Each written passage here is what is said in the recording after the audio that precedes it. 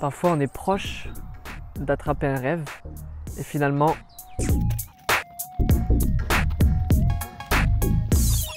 on a été fait pour rêver.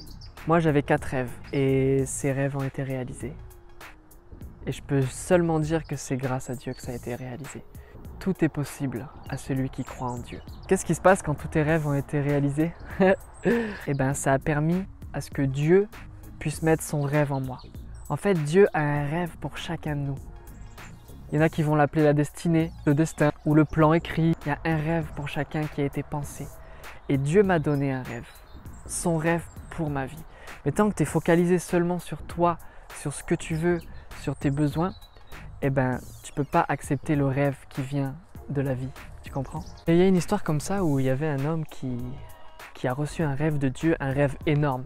Il lui a dit « Regarde les étoiles et ta descendance sera aussi grande que le nombre de ces étoiles. » Alors c'est vraiment un gros rêve. Mais avec Dieu, c'est que des rêves comme ça, que des rêves de fou, quoi.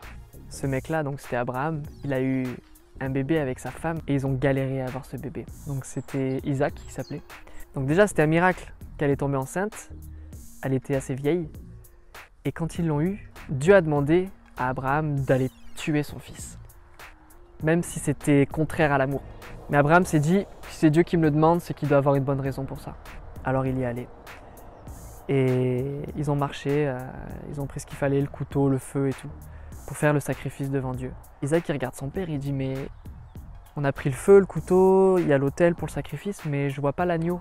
Et Abraham lui dit, mais t'inquiète pas, Dieu va pourvoir à l'agneau. Et là, il dit, ok.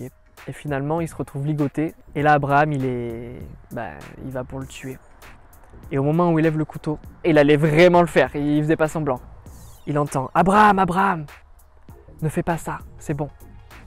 J'ai vu que tu étais fidèle, j'ai vu que tu m'as obéi jusqu'à faire une chose qui était contre ton cœur. » Et là, tout d'un coup, il a vu un bélier dans des buissons accrochés par les cornes.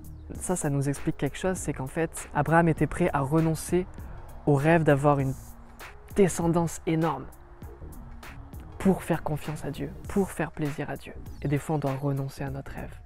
Des fois, notre rêve doit mourir en nous et Dieu vient le ressusciter. Et moi, j'ai renoncé à avoir une femme. Mais Dieu a ressuscité ce rêve et il m'en a donné une. T'as des rêves, c'est super. Dieu en a des encore plus grands pour toi. Cette histoire fait un parallèle avec Jésus en fait. Parce que Abraham n'a pas eu besoin de sacrifier son fils, mais Dieu a eu besoin de sacrifier son fils. Dieu, il est allé jusqu'au bout. Et son fils a voulu se faire sacrifier pour toi. Jésus a voulu mourir sur la croix pour toi et pour moi. Et c'est aussi pour ça qu'on l'appelle l'agneau de Dieu. Parce qu'il était sans tache, il était parfait. Jésus est l'homme parfait. Il nous a représentés sur la croix. Et il est mort, mais il est ressuscité.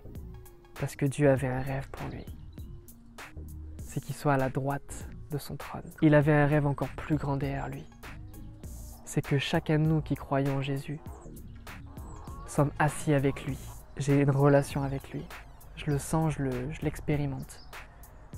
Et toi aussi tu peux l'expérimenter. Parce que ça, c'est la réalité. C'est pas juste du fantasme.